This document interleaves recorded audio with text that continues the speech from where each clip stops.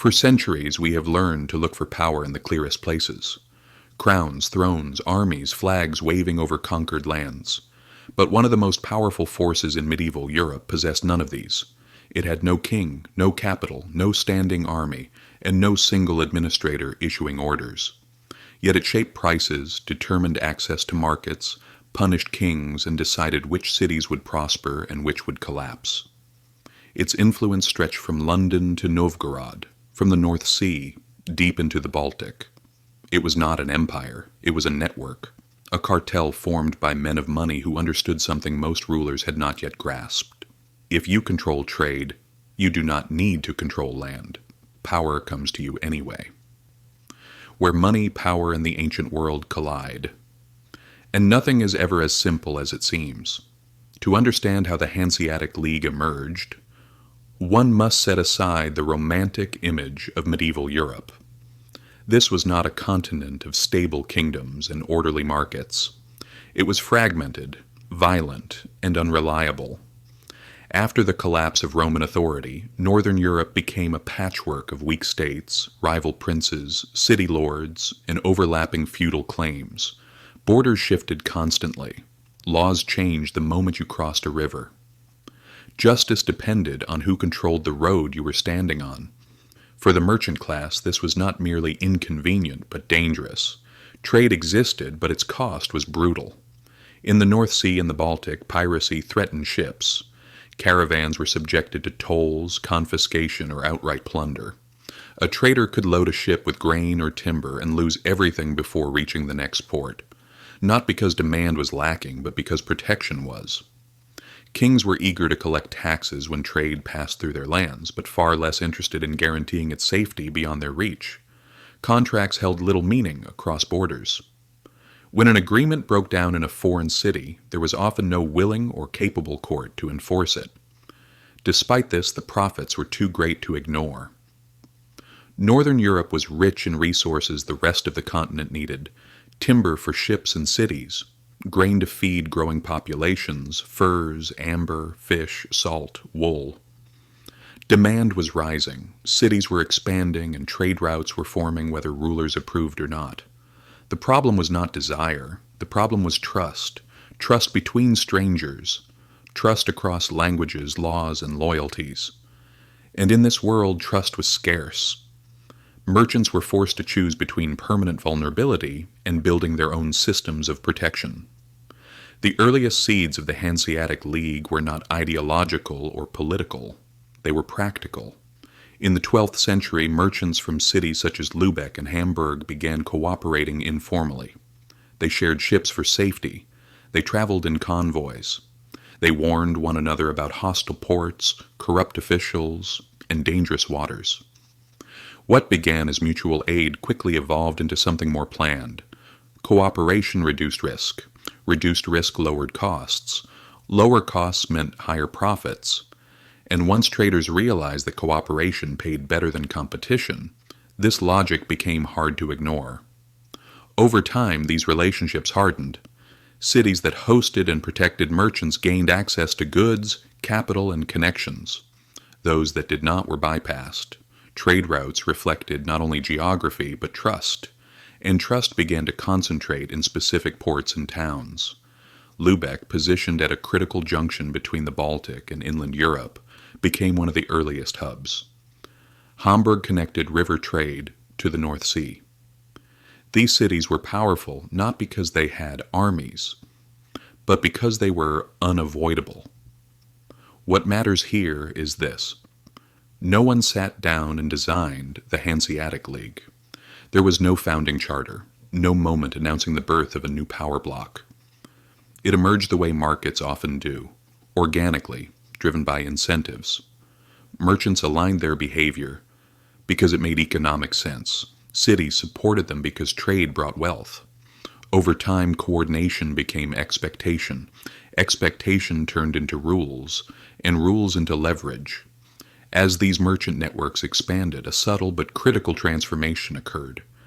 Trade ceased to be merely an economic activity and became an organizing principle. If enough merchants refused to trade with a city, that city suffered. Prices rose, supply dried up, revenue collapsed. Cooperation, at least initially, was enforced not through violence but through exclusion. In a trade-dependent world, exclusion was devastating. This was the quiet genius of the Hanseatic system. It did not seek to replace states. It worked around them. It did not overthrow rulers. It made them dependent. Kings might control land, but merchants controlled access. Access to grain, timber, salt, and credit mattered more than banners flying over castles. Slowly, almost invisibly, economic coordination overtook political authority. By the 13th century, these alliances had spread across dozens of cities in northern Europe. They spoke different languages and answered to different rulers. But when it came to trade, they increasingly acted as one, not because they were ordered to, but because the system rewarded compliance and punished defiance. This marked the birth of a new kind of power, one not rooted in divine legitimacy or lineage, one that did not rely on conquest, a power based on logistics, trust, and collective enforcement. The Hanseatic League was not yet a cartel in the modern sense, but the foundations were in place: shared interests, shared rules, shared consequences. As the network grew denser and more confident, it began to realize something unsettling. If merchants could protect themselves, coordinate trade, and enforce standards across borders, what exactly did they still need kings for? As the network expanded, its power became impossible to deny. Merchants were no longer merely cooperating. They were aligning. They began standardizing contracts, weights, measures, and commercial practices across cities with no political unity. An agreement made in Bruges was understood in Bremen. Prices quoted in Riga made sense in Cologne. This was not cultural harmony. It was economic alignment, and coordination reduced friction in ways medieval states could not replicate. The League also institutionalized its presence abroad. In key cities, semi-autonomous trading districts, kontors, were established, operating under Hanseatic rules rather than local ones. London's Steel Yard was one example. Bruges, and later Antwerp, hosted major Hanseatic communities. Novgorod became a crucial eastern node. These were not formal embassies, but they served similar functions: housing merchants, storing goods, resolving disputes internally, and negotiating collectively with local authorities. If a foreign ruler wanted access to Hanseatic trade, they dealt with the group, not individuals. That distinction mattered. When conflicts arose, the League responded not with petitions, but with pressure. Trade stopped. Ships were rerouted. Goods vanished. Economic pain was immediate. This was economic warfare without bloodshed. The brilliance of the Hanseatic system lay in how little it relied on force. Violence was expensive. Armies required funding, loyalty, and constant maintenance. The League chose a cleaner path: denial, exclusion, boycotts. These tools required discipline, not soldiers, and discipline was enforced by profit, not ideology. Cities that broke the rules were excluded. Merchants who violated them were isolated. Compliance was rational, not moral. Over time, rulers learned this lesson the hard way. Kings granted privileges and exemptions to Hanseatic merchants not out of generosity, but necessity. Northern Europe depended on the flow of goods the League controlled. Grain shortages destabilized cities. Timber shortages halted shipbuilding. Salt shortages spoiled food. The League controlled the choke points of all three. When conflicts arose, sovereignty proved weak when markets turned against it. This does not mean the Hanseatic League was loved. Local merchants resented its dominance. Rulers bristled at its autonomy, excluded cities accused it of monopolistic behavior, and not without reason. The League fixed prices, restricted access, coordinated supply. By modern definitions, it behaved like a cartel. The difference was simple: there was no regulatory authority strong enough to stop it. The uncomfortable truth is this: the League did not become powerful through corruption or conspiracy. It became powerful because it solved a problem no one else could. In a world without reliable states, it provided reliability. In a world without enforceable law, it enforced norms. In a world without security guarantees, it reduced risk.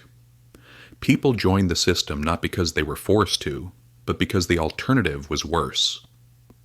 This is where the story moves beyond medieval trade. The League was not just moving goods, it was organizing expectations, shaping behavior, deciding who had access to markets and on what terms.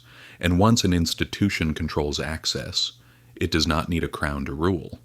By the 14th century, the League was confident enough to act openly as a political force. When Danish kings threatened Hanseatic interests in the Baltic, the League did not appeal to a higher authority. It raised fleets. It blockaded ports.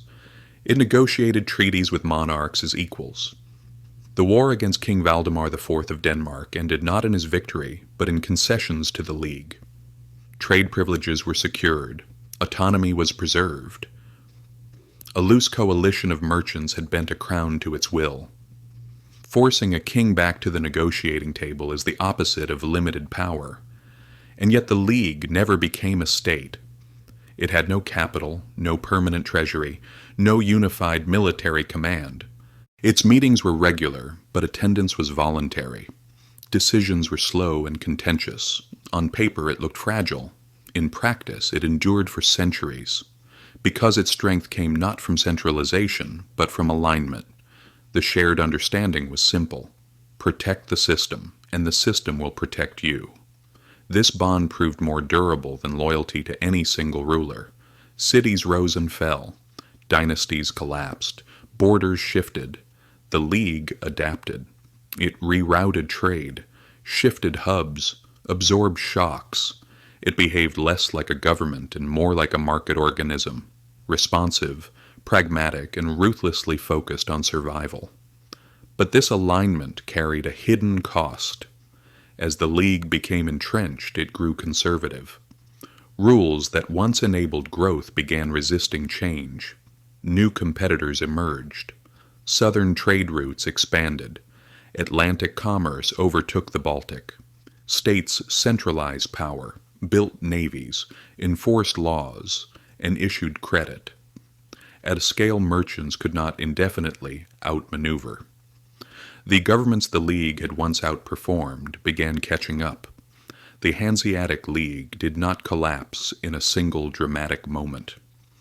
As incentives shifted, alternatives emerged, and the balance between state power and market power recalibrated. It slowly and quietly faded. But the lesson it leaves is sharp. You do not need sovereignty to wield power. You need coordination. You do not need armies if you control access. And you do not need ideology when incentives do the work. The Hanseatic League did not rule Northern Europe by decree. It ruled by necessity. And that is often the most durable form of control there is. If this gave you a new perspective, subscribe. History has the answers.